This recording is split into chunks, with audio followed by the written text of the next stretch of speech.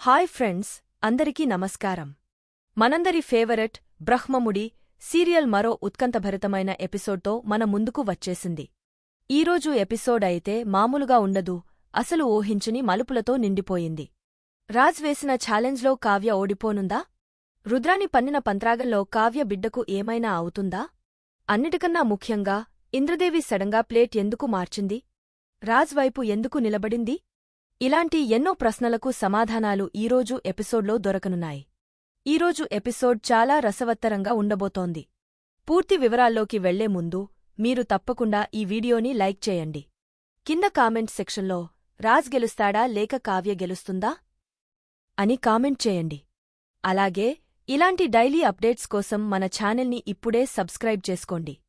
ఇక ఏమాత్రం ఆలస్యం చేయకుండా కథలోకి వెళ్ళిపోదాం పదండి.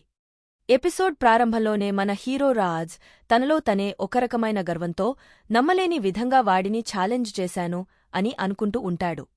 ఆ మొహంలో ఏదో తెలియని ధీమా, ఎలాగైనా కావ్యను ఇంటికి తీసుకెళ్ళిపోతాననే నమ్మకం స్పష్టంగా కనిపిస్తాయి. ఇంతలో అక్కడికి ఇంద్రదేవి వస్తుంది. వచ్చి రాగానే, ఒరేయ్ రాజ్, ఈ డ్రామాలు అన్నీ ఆపి కావ్యతో రాజీ పడరా. అనవసరమైన పంతాలకు పోవద్దు. పద వెళ్దాం అని చాలా కూల్గా అంటుంది. ఇంద్రదేవి మాటలు విన్న రాజ్ ఒక్కసారిగా షాక్ అవుతాడు. ఏంటి నానమ్మా నువ్వు మాట్లాడేది? రాజీ పడటం ఏంటి? నాకు ఇంకో డౌట్ కూడా ఉంది అని అంటాడు రాజ్. అతని కళ్లలో తీవ్రమైన అనుమానం. ఏంట్రా నీ డౌట్ అని ఇంద్రదేవి అడుగుతుంది. అదే నానమ్మా, నువ్వు ఎప్పుడూ కావ్య పక్షానే ఉంటావు కదా, తనకే సపోర్ట్ చేస్తావు. కాని ఇప్పుడు సడన్గా ఇలా ప్లేట్ మార్చావేంటి? నా వైపు మాట్లాడుతున్నావ్? ఇదే నాకు అర్థం కావడం లేదు అని సూటిగా అడుగుతాడు. చూసారా ఫ్రెండ్స్, రాజ్ అనుమానం కరెక్టే కదా? ఎప్పుడూ కావ్యకు అండగా ఉండే ఇంద్రదేవిగారు ఇప్పుడు రాజ్ వైపు ఎందుకు మాట్లాడుతున్నారు? దీని వెనుక ఏదైనా పెద్ద ప్లానుందా? అప్పుడు ఇంద్రదేవి ఒక నవ్వు నవ్వి, ఒరేయ్, నేను బాగా ఆలోచించానురా. నా మనవడు ఒక పని చేశాడంటే దాని వెనుక ఖచ్చితంగా ఒక బలమైన కారణం ఉంటుందని నాకు అనిపించింది. అందుకే నీకు సపోర్ట్ చేస్తున్నాను. నీ పంతమే నెగ్గాలి. పద పద, త్వరగా వెళ్ళిపోదాం అని రాజ్ భుజం తట్టి అంటుంది. కాని ఆమె కళ్లలో ఏదో తెలియని మెరుపు, ఏదో దాస్తున్న భావన. రాజ్ మాత్రం తన నానమ్మ తనను అర్థం చేసుకుందని అమాయకంగా నమ్మేస్తాడు. మరోవైపు కథలోని అసలైన విలలు రుద్రాని, రాహుల్ ఒక కారు దగ్గర నిలబడి ఉంటారు. వాళ్ల ముఖాల్లో క్రూరత్వం తాండవిస్తోంది. రాహుల్ కారు డిక్కీ తెరవగానే లోపల కొన్ని క్రాకర్స్ బాక్సులు ఉంటాయి. అవి చూడటానికి సాధారణ టపాసులాగే ఉన్నా వాటి వెనుక ఒక భయంకరమైన కుట్ర దాగి ఉంది. రుద్రాని రాహుల్ వైపు తిరిగి, రాహుల్, నేను చెప్పినట్టు అన్నీ పర్ఫెక్ట్గా చేశావు కదా అని అడుగుతుంది. ఆమె గొంతులో విషం నిండి ఉంటుంది. దానికి రాహుల్ ఒక దుర్మార్గపు నవ్వు నవ్వి, అవును మమ్మీ, నువ్వు చెప్పినట్టే స్పెషల్ కెమికల్స్తో ఈ క్రాకర్స్ అన్నీ చేయించుకుని తీసుకొచ్చాను. ఇవి మామూలు క్రాకర్స్ కాదు. ఇవి కాలిస్తే చాలు ఆ వచ్చే పొగ. ఆ విషపు పొగ కావ్య కడుపులోకి వెళ్ళిందంటే ఇక అంతే. తన బిడ్డ అక్కడికక్కడే ఫసక్ అని చాలా కిరాతకంగా అంటాడు. వామ్మో, ఎంతటి దారుణం ఫ్రెండ్స్! ఒక పసి ప్రాణాన్ని చిదిమేయడానికి ఇంత నీచమైన ప్లాన్ వేస్తారా? వీళ్లను చూస్తుంటేనే ఒళ్ళు జలధరిస్తోంది. రుద్రాని కళ్లలో ఒక పైశాచిక ఆనందం. సరేరా, ఇప్పుడు మన నెక్స్ట్ టార్గెట్ ఏంటంటే ఈ క్రాకర్స్ను ఎలాగైనా సరే కావ్య చేతే కాల్పించాలి. అప్పుడే మన ప్లాన్ సక్సెస్ అవుతుంది అని అంటుంది. అదెలా మమ్మీ? మనం ఇస్తే తను తీసుకోదు కదా, మనం తనతో ఎలా కాల్పిస్తాం అని రాహుల్ అడగ్గానే రుద్రాని ఆలోచనలో పడుతుంది. తన క్రూరమైన మెదడుకు పదును పెడుతుండగా అప్పుడే దూరంగా బంతితో ఆడుకుంటున్న చిన్ని స్వరాజ్ కనిపిస్తాడు. వెంటనే రుద్రాని ముఖంలో ఒక జిత్తులమారి నవ్వు మెరుస్తుంది. నువ్వు ఇక్కడే ఉండు, ఇప్పుడే వస్తాను అని చెప్పి స్వరాజ్ దగ్గరికి బయలుదేరుతుంది. రుద్రాని మెల్లగా నడుచుకుంటూ చిన్ని స్వరాజ్ దగ్గరికి వెళ్లి ఎంతో ప్రేమ నటిస్తూ, హాయ్ స్వరాజ్ అంటుంది. వెంటనే స్వరాజ్, హలో హారర్ పిన్ని అని రిప్లై ఇస్తాడు. ఆ మాట వినగానే రుద్రానికి ఒళ్ళు మండిపోతుంది. కాని తన ప్లాన్ కోసం కోపాన్ని అణుచుకుంటుంది. ఏం చేస్తున్నావ్? బాలాడుతున్నావా అని అడుగుతుంది. దానికి స్వరాజ్, నీకు కళ్ళు కనపడట్లేదా ఏంటి? చేతిలో బంతి పట్టుకుని ఆడుతుంటే ఏం చేస్తున్నావని అడుగుతావేంటి అని సూటిగా అంటాడు.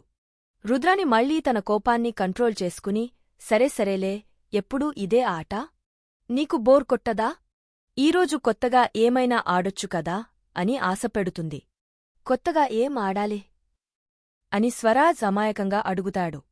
అప్పుడు రుద్రాణి అసలు విషయం బయటపడుతుంది. ఈరోజు దీపావళి కదా, మనం క్రాకర్స్ కాలిస్తే చాలా బాగుంటుంది అంటుంది. వావ్! క్రాకర్సా? ఎక్కడున్నాయ్? అని స్వరాజ్ ఎగ్జైట్మెంట్తో అడుగుతాడు. వెంటనే రుద్రాణి, నాతో రా, చూపిస్తాను అని వాడిని కారు దగ్గరికి తీసుకువెళ్తుంది. డిక్కీ తెరిచి, చూడు, ఇవన్నీ నీకోసమే తెచ్చాను. కాని ఇవి కాల్చాలంటే ఒక కండిషన్ అని అంటుంది. ఏంటది? అని స్వరాజ్ ఆత్రంగా అడుగుతాడు. ఈ క్రాకర్స్ను సాయంత్రం మాత్రమే కాల్చాలి, అది కూడా మీ కావ్య అత్తతోనే కలిసి కాల్చాలి అని షరతు పెడుతుంది. స్వరాజ్ ఆనందంగా, అంతేనా? సరే అని చెప్పి క్రాకర్స్ బాక్స్ తీసుకుంటాడు. కాని ఒక్క క్షణం ఆ బాక్స్ని చూసి వాడికి ఏదో గుర్తొచ్చినట్టు దాన్ని తిరిగి డిక్కీలోనే విసిరికొడతాడు. రుద్రాణి, రాహుల్ షాక్. ఏమైందిరా? అని అడుగుతారు. పోయినసారి నేను మీ ఇంటికి వచ్చినప్పుడు నన్ను తిట్టావు కదా, అందుకే నువ్వు తెచ్చినవి నాకేం వద్దు. నేను, మా మామయ్య కలిసి షాప్కి వెళ్లి కొత్తవి తెచ్చుకుంటాం అని చెప్పి అక్కడి నుండి కోపంగా వెళ్ళిపోతాడు. రాహుల్, మమ్మీ, చూసావా? ప్లాన్ మొత్తం ఫ్లాప్ అయ్యింది అంటాడు నిరాశగా. కాని రుద్రాణి నవ్వి, ప్లాన్ ఫ్లాప్ అవ్వలేదురా, ఇంకా పక్కాగా సక్సెస్ అవ్వబోతోంది అంటుంది. ఏంటి మమ్మీ? వాడు మన క్రాకర్స్ తీసుకోలేదు కదా అని రాహుల్ అంటాడు. ఒరే పిచ్చోడా, ఇప్పుడు వీడు నేరుగా వాళ్ల మామయ్య దగ్గరికి వెళ్లి క్రాకర్స్ కొనివ్వమని గొడవ చేస్తాడు. వాడు కొని తెస్తాడు. మనం తెచ్చినవి మనం ఇస్తే అనుమానం మన మీదే వస్తుంది. అదే వాళ్లు తెచ్చుకున్న క్రాకర్స్లో మనం తెచ్చిన ఈ కెమికల్ క్రాకర్స్ని కలిపేశామనుకో, మనమీద ఎవరికీ అనుమానం రాదు. మన పని కూడా సులువుగా అయిపోతుంది అని తన దుర్బుద్ధిని వివరిస్తుంది. వా మమ్మీ, సూపర్! నీ తెలివికి దండం పెట్టాలి అని రాహుల్ అంటాడు. ఇక సీన్ కట్ చేస్తే కనకం గారు రాజ్ కోసం ప్రేమగా కొన్న బట్టలు తీసుకుని వస్తారు. అవి రాజ్కి ఇవ్వబోతుంటే ఇంద్రదేవి అడ్డుపడి, మీరు కాదు, నేను ఇస్తాను. నా చేతుల మీదుగా ఇస్తే బాగుంటుంది అని అంటుంది. కాని కావ్య తల్లి కనకం, అయ్యో, బాబుగారు స్నానం చేస్తున్నారు. ఇప్పుడు బాగోదు. మీరే ఇవ్వండి అని అంటుంది. అప్పుడు ఇంద్రదేవి కావ్యను పిలిచి, అమ్మా కావ్య, ఈ బట్టలు తీసుకుని రాజ్కి ఇవ్వు అని అంటుంది. దానికి కావ్య, అయ్యో అత్తయ్యగారు, ఈ బట్టలు మా అమ్మవాళ్లు తెచ్చారని తెలిస్తే ఆయనగారు అస్సలు వేసుకోరు. ఆయన పంతం మీకు తెలిసిందే కదా అంటుంది. మరి ఇప్పుడెలా?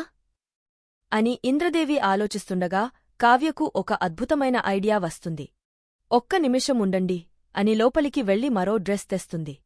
అత్తయ్యగారు, ఈ డ్రెస్ మీరు పోయినసారి తెచ్చింది. ఇప్పుడు మా వాళ్లు తెచ్చిన ఈ డ్రెస్ మీరు ఇవ్వండి. నేను ఇస్తే ఆయన తీసుకోరు, కాని మీరు ఇచ్చిందే ఆయన వేసుకుంటారు. ఎందుకంటే అది మీరు తెచ్చిన డ్రెస్ అని ఆయన అనుకుంటారు అని తన ప్లాన్ చెప్తుంది. చూశారా మన కావ్య తెలివి? అత్తవారిచ్చిన బట్టలు వేసుకోను అన్న భర్తచేతే అవే బట్టలు వేసుకునేలా ప్లాన్ వేసింది.